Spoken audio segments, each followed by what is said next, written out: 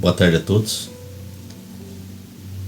Agradeço aos dirigentes da Associação Espírita Lauro Machado pela confiança e por mais essa oportunidade. Estamos no capítulo 6 do Evangelho segundo o Espiritismo, um dos mais curtos, que Kardec deu o título de O Cristo Consolador. Ao tratar do Consolador Prometido, tema da palestra anterior, proferida pelo irmão Robinho, Kardec nos traz a passagem do Evangelho de São João, no capítulo 14, que faz parte do que os estudiosos chamam de o discurso de adeus, porque Jesus já sabia que estava próxima à sua partida. É uma bela passagem, na qual Jesus profere grandes ensinamentos, grandes verdades, que somente foram melhor compreendidas com o passar do tempo. Nesse capítulo 14, Jesus fala aos apóstolos, dentre outras coisas, que na casa de meu Pai há muitas moradas, sugerindo que a vida não se encerra somente no nosso planeta. Jesus diz também: eu sou o caminho, a verdade e a vida. Ninguém vem ao Pai senão por mim. Sugerindo que os ensinamentos de Jesus são o caminho para o progresso espiritual. E também disse: se me amais, guardai os meus mandamentos. E eu rogarei ao Pai, e Ele vos enviará um outro Consolador, a fim de que permaneça eternamente convosco. Então, Jesus falou de outro Consolador, indicando que não seria Ele. A palavra Consolador, contida nessa passagem do Evangelho de São João, capítulo 14, não tem a mesma origem da palavra consolo, do verbo consolar, que vem do latim consolare, Consolar vem de consolare do latim, no sentido de reconfortar, aliviar, suavizar. Há traduções bíblicas contendo, ao invés da palavra consolador, a palavra paráclito ou paracleto, que vem do grego, com o significado de aquele que foi chamado para estar ao lado de alguém, para defender, para esclarecer, para ensinar, para consolar. E é no mesmo sentido da palavra paráclito, o sentido de Kardec, o trabalho que Kardec desenvolveu para indicar que o Consolador prometido por Jesus é o Espiritismo. Nós tivemos 3 grandes revelações.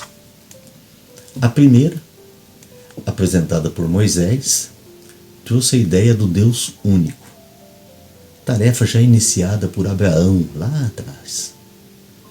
Mas devido à grau de inferioridade dos habitantes do planeta na época, Deus era figurado como severo, castigador. Era ainda o tempo do olho por olho, dente por dente. A segunda revelação, trazida diretamente por Jesus,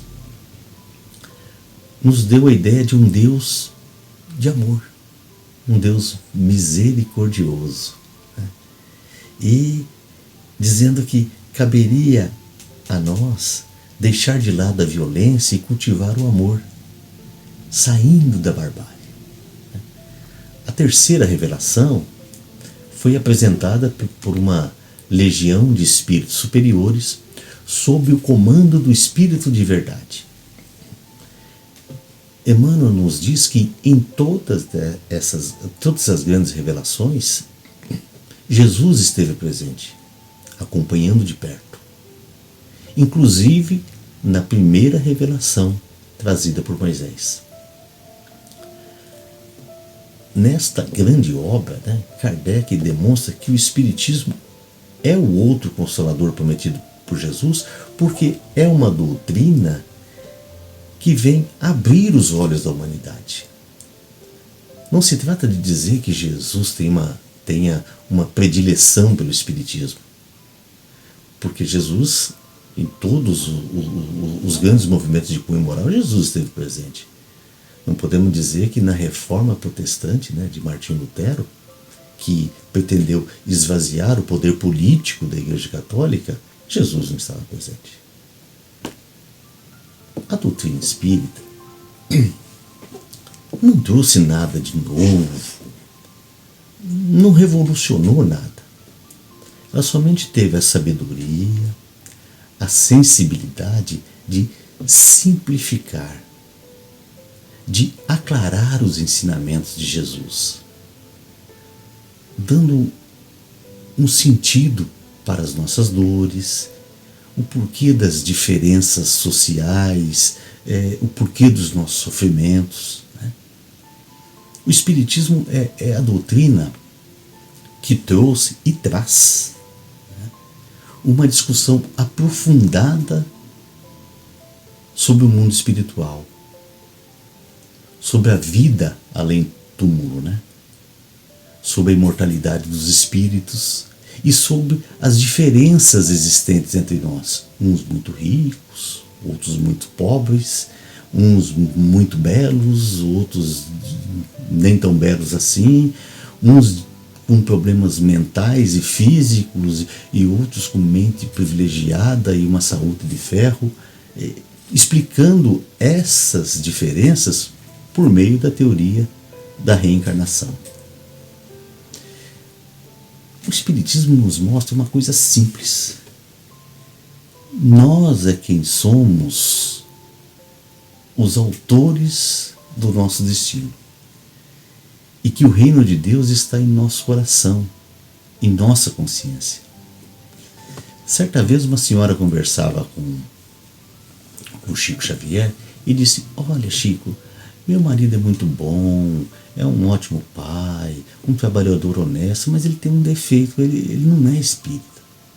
E Chico disse: olha, mas com tantas qualidades, para que ele seria espírita? O fato é que tudo o que Jesus falou sobre o Consolador se encaixa nos ensinamentos espíritas, se encaixa na doutrina desenhada por Kardec. Mas isso não quer dizer que fora do Espiritismo não há salvação. A regra é: fora da caridade não há salvação. O tema de hoje é o dos itens 5 a 8 do capítulo 6 do Evangelho segundo o Espiritismo e se chama O Advento do Espírito de Verdade, no qual Kardec nos traz 4 mensagens assinadas pelo Espírito de Verdade. Há alguma discussão doutrinária sobre quem seria o Espírito de Verdade. Uns dizendo que seria uma individualidade, Jesus Cristo, e outros que seria uma coletividade de espíritos, a pleia de espíritos. A palavra verdade era muito pronunciada por Jesus. Quase sempre Jesus começava as suas falas dizendo: em verdade vos digo. Jesus disse: eu sou o caminho, a verdade e a vida. E numa frase especial, Jesus disse: conhecereis a verdade, e a verdade vos libertará. E em relação a essa frase, o palestrante Paulo Neto, um grande estudioso, disse que se nós disséssemos, ao invés de conhecereis a verdade vos libertará, não estaria errado se nós disséssemos: conhecereis a Jesus e Jesus vos libertará. Quem se dispuser a ler a Revista Espírita, leitura obrigatória para o estudo do acervo doutrinário da codificação, escrita por Kardec, vai verificar que lá há várias mensagens de espíritos superiores que sinalizam ser Jesus o Espírito de verdade. O espírito de Erasto, que foi discípulo do apóstolo Paulo e foi um espírito muito importante na obra da codificação, em várias mensagens assinadas por ele e contidas na revista Espírito, quando ele fala do Espírito de verdade, ele se refere a Mestre amado, Mestre de todos nós, Divino Mestre. Tais referências só podem ser atribuídas a Jesus. Kardec, pelo que se verifica, né? Ele sabia que o Espírito de verdade era Jesus, mas ele tinha muito cuidado em dizer que a mensagem era assinada por Jesus, tanto em razão do choque que isso causaria, quanto pelo fato de se tratar de um Espírito puro, né? Era difícil ele dizer que um Espírito puro poderia se comunicar diretamente, né? Bom, no capítulo 31 do livro dos Médiuns, né, titulado Dissertações Espíritas, Kardec editou várias mensagens de espíritos superiores. E cabe aqui abrir um parênteses. No livro dos Espíritos, que é a primeira obra da codificação, Kardec nos traz a classificação evolutiva dos espíritos. Então temos os espíritos de primeira ordem, que são os espíritos puros, aqueles que já alcançaram a perfeição, aqueles que não necessitam mais reencarnar. E Jesus, segundo se conhece, foi o único espírito puro que encarnou no nosso planeta. O espírito puro não reencarna. Ele só se sujeita à encarnação a título de missão, porque ele não precisa mais passar por provas e expiações. Ele já se desvinculou totalmente, por completo, da matéria. E ele pode encarnar várias vezes, mas isso não significa que sejam reencarnações. Nós temos então os espíritos de primeira ordem, que são os espíritos puros, os espíritos de segunda ordem, que são os espíritos bons. Kardec fala que há três classes, existem três classes, de segunda, terceira, quarta e quinta. Então são os espíritos superiores, de sabedoria, os sábios e os benevolentes. E temos também os espíritos de terceira ordem, que são os inferiores, os imperfeitos, divididos em 5 classes, sendo a última dos espíritos impuros. Pois bem, todos nós temos um anjo da guarda, um espírito protetor, que são como os fiadores da nossa encarnação. Eles afiançaram a nossa reencarnação. E eles sempre estarão ao nosso lado, nos intuindo, nos orientando, nos momentos que nós necessitamos e, claro, quando a gente consegue se sintonizar com eles, né? Quando a gente consegue entrar na mesma frequência deles, o que não é muito fácil, né? Mas um espírito só pode ser protetor de outro de classe inferior. Sendo eu um espírito inferior, de terceira ordem, meu anjo da guarda é um espírito de segunda ordem. Pois um espírito inferior será,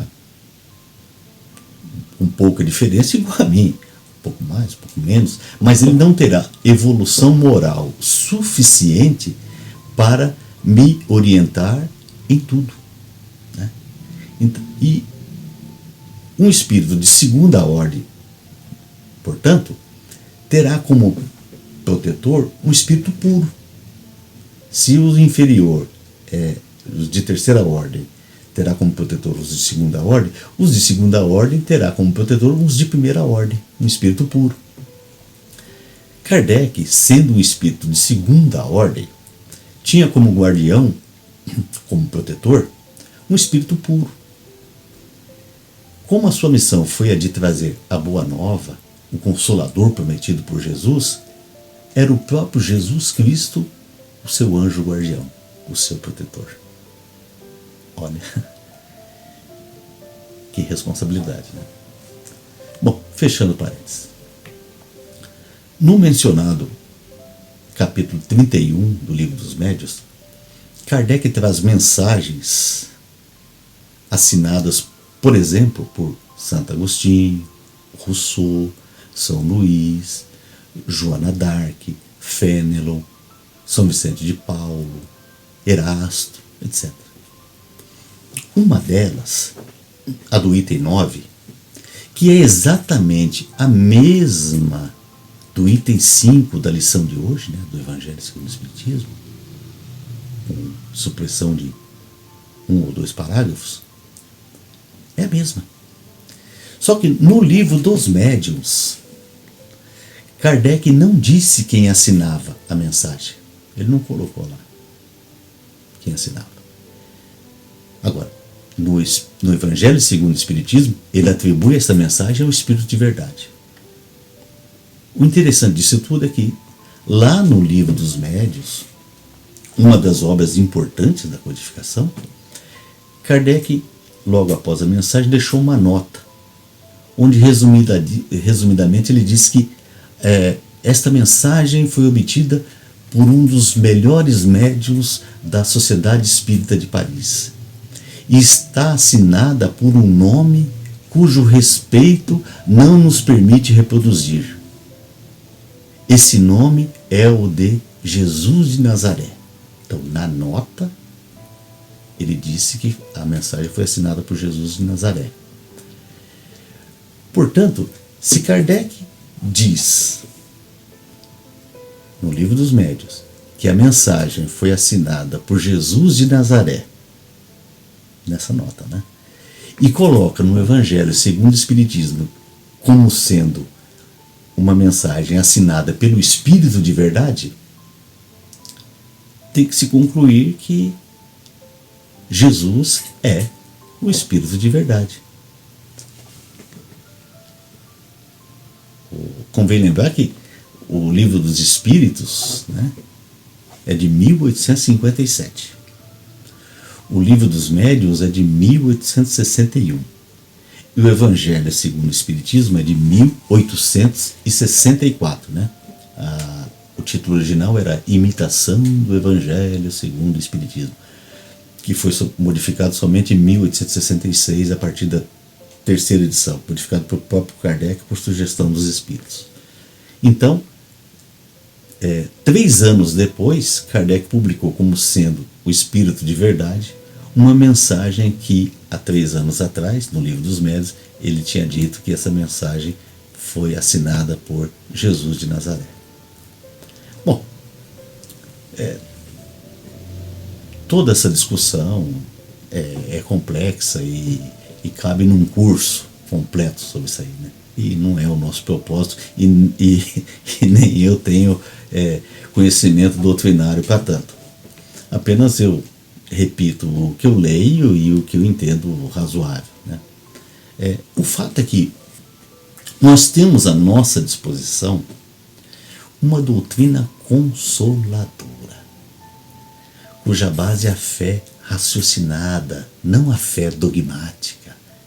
E que o Espírito de Verdade, seja uma individualidade ou não, esteve presente, esteve no comando de sua codificação. Nessas mensagens, temos a 5, 6, 7, 8, a de número 7, o Espírito de Verdade nos fala que eu sou o grande médico das almas e venho trazer o remédio para curá-las. A cura das nossas dores, dos nossos sofrimentos, passa pela cura da alma. O remédio para a cura da alma é a nossa fé. E a farmácia é o Evangelho, onde nós encontramos os ensinamentos de Jesus. Jesus nunca falou de religião. mas de comportamento. Cabe a nós ter em mente que cada dia vivido é um dia de oportunidades. E nós devemos ter prazer de viver, vivenciar cada momento. A vida que Deus nos deu, a família que Deus nos deu, o emprego que Deus nos deu, os amigos que Deus nos deu, tudo isso é uma bênção. E nós devemos ser gratos a tudo isso. Muitos podem dizer que o Espiritismo é uma doutrina consoladora, mas eu não me sinto consolado. Ocorre que nós sempre esperamos por milagres. E, infelizmente, essa não é a realidade. Eu é que tenho que ir até Jesus. Jesus disse: vinde a mim. Eu não posso ficar sentado, né, numa poltrona, naquela vida contemplativa, ou mesmo ficar ajoelhado 24 horas por dia, esperando de Jesus a atitude de consolo para mim. Eu tenho que me questionar quem eu sou, o que eu faço, como é que eu sou. Eu vivo à procura de satisfazer os meus caprichos, os meus desejos, ou eu coloco a minha vida à disposição de Deus, buscando hábitos mais salutares, mais saudáveis. Tem a história de um garçom de uma cidade do Canadá. Diz que certa vez um casal de brasileiros viajava por essa cidade e se encantou por ela. Serviço público funcionando, cidade limpinha, segura, etc, etc. Foram ao restaurante e perguntaram ao garçom: escuta, como é viver nessa cidade? E o garçom disse: como é viver na sua cidade? E esse casal de brasileiros disse: a gente mora em São Paulo, lá tem muita violência, o povo é chato, mal educado, não se consegue fazer uma amizade sincera. O garçom falou assim: aqui também é assim. Um outro dia, um outro casal de brasileiros estavam na mesma cidade, gostaram dela, etc. E foram ao mesmo restaurante e conversaram com o mesmo garçom. E disseram: escuta, nós gostamos dessa cidade, como é viver aqui? E o garçom disse: como é viver na sua cidade? E o casal respondeu: bom, São Paulo tem seus problemas, mas o povo é muito alegre, muito festivo, a gente faz amizade fácil, não é muito difícil de viver. E o garçom disse: aqui também é assim. Portanto, não adianta você querer mudar de cidade se você não mudar a si também. A gente tem que levantar os olhos, olhar ao nosso redor, e só assim nós vamos poder comparar as nossas dores com as dores do próximo. O sentido maior da vida consiste em amar sem pedir nada em troca. É como o amor de mãe. A mãe está feliz quando o filho está bem. O amor é a árvore do bem. E o Espiritismo, do mesmo modo que os ensinamentos de Jesus, é a ciência do bem. Nós não devemos alimentar os nossos monstros, né? Egoísmo, orgulho, inveja, vaidade, porque isso só nos causa desequilíbrio. E para se reequilibrar, demora muito mais, leva muito mais tempo. Como costuma dizer Divaldo Franco: se alguém te odeia, pior para ele. Mas se você odeia, pior para você. A gente precisa ter coragem para realizar os sonhos. É preciso acreditar nesses sonhos e não deixar que eles se apaguem porque o nosso caminho se mostra difícil, longo, etc. Né? Dias atrás eu li na internet a história de Jair Gontijo. Ele nasceu numa cidade chamada Moema. Eu nunca ouvi falar dessa cidade. É uma cidade muito pobre e fica no centro-oeste de Minas Gerais. E ele foi engraxate quando eu tinha 7, 8 anos de idade, etc, etc, etc. E hoje ele é engenheiro da NASA. É ele o responsável direto, ele que comanda todo aquele aparato do envio daquele robô, né, para o planeta Marte, para explorar o planeta Marte. Então, quando a gente enaltece o positivo, o negativo desaparece. O nosso planeta, o planeta Terra, foi criado por Deus. Tudo está no seu lugar. Então, vamos vivenciar as boas energias, vamos compartilhar os bons fluidos. Aqui na Terra, nada é meu. Tudo é nosso. Que os bons espíritos, que o nosso espírito protetor, nosso anjo da guarda, possa nos ajudar a primeiro raciocinar sobre as dificuldades do nosso dia a dia e nos ensinar como tirar o melhor proveito de todas essas dificuldades. Que nós tenhamos uma semana de muita paz, de muitos progressos espirituais. Parabéns a todos os pais pelo domingo, o Dia dos Pais. E parabéns também às mães, que muitas vezes são mães e pais ao mesmo tempo. Que Deus os abençoe.